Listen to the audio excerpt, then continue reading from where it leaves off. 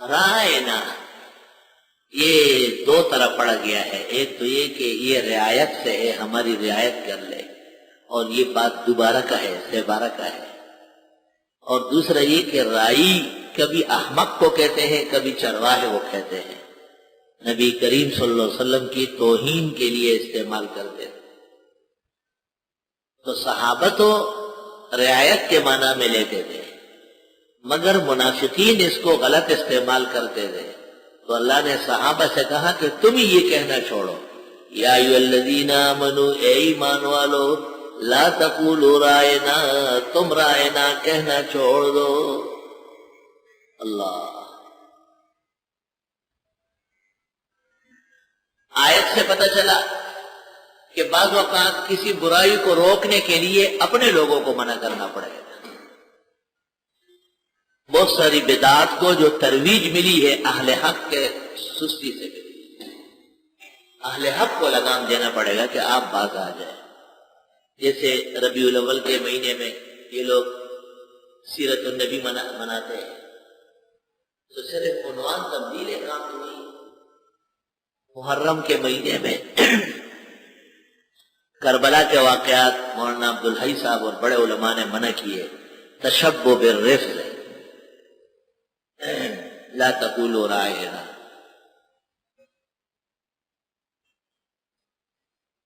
ایسے الفاظ، سوشلزم، تو سوشلزم اسلامی بھی ہے اور غیر اسلامی بھی، لیکن حضرت اقدس مولانا مفتی محمود نے لکھا ہے کہ یہ اہل حق کے استعمال کی اصطلاح نہیں ہے، اس میں اہل باطل کے ساتھ مشابہت پیش آ رہی ہے، اس کی ضرورت ہی نہیں، ہمارا اپنا نظام ہے اسلامی، اس میں سوشلزم کے پیون کی کیا ضرورت ہے؟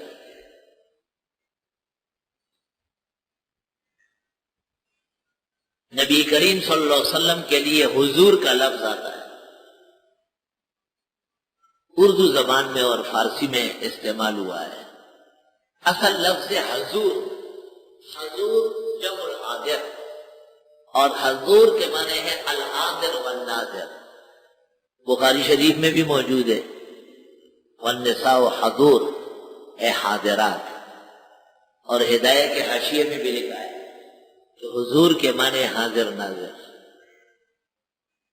تو اہل حق کو زیبا نہیں ہے کہ حضور صلی اللہ علیہ وسلم، حضور صلی اللہ علیہ وسلم، اور الفاظ کا نہیں، آپ کے لیے حضور کا لفظ کئی قرآن میں ہے، آپ نے حدیث میں کہا ہے، کسی امام ابو حنیفہ و بخاری میں موجود ہے، ہرگز نہیں۔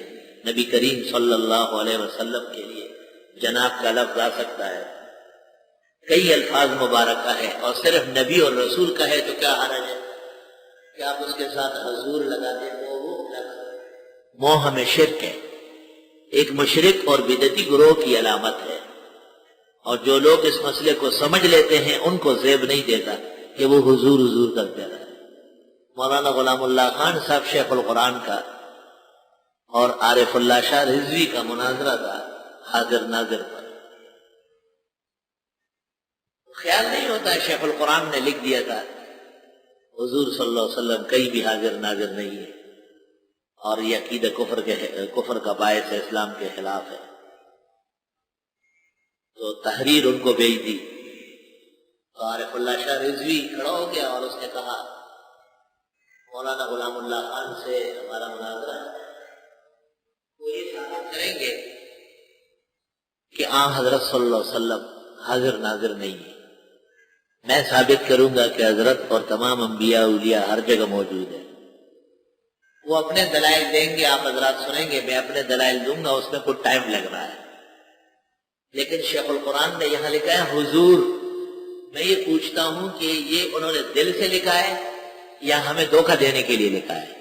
تو شیخ القرآن نے کہا دل سے لکھا ہے، دھوکے کی کیا ضرورت ہے؟ ٹھیک ہے، کہا اچھا یہ ہدایہ جلد اول اس کا حاشیہ ہے، اس پہ عبدالحی لکھتے اور حضور کے معنی حاضر ناظر ہے، اور یہ بخاری شریف ہے، اس میں لکھا ہے حضور کے معنی حاضرات جامعات ہے۔ جب آپ نے خود حضور لکھا ہے اور حضور کا معنی حاضر ناظر ہے تو شکست تو آپ خود تسلیم کر چکے، یقین کر لے اہل حق کا وہ حشر ہوا جس کو مثال ہے، سارا جہان نے کہا یہ غلط بیانیاں کر رہے، ایک لفظ سے پوری شکست، کیونکہ اکثر لوگوں پر حقیقت واضح نہیں ہوتی، اس لیے حضور صلی اللہ علیہ وسلم حضور صلی اللہ علیہ وسلم کے الفاظ چل رہے جناب نبی کریم صلی اللہ علیہ وسلم. اور بعض لوگوں نے اشکال کیا ہے کہ حضرت کیوں کہا جاتا ہے؟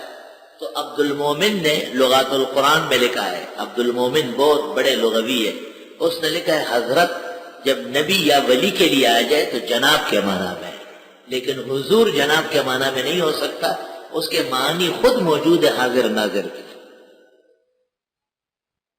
اس کا یہ مطلب نہیں کہ آپ آج سے لوگوں کے منہ بند کرنے لگے لڑنا شروع کر دیں، آپ خود احتیاط کر لیں، بس صرف اتنا کافی ہے.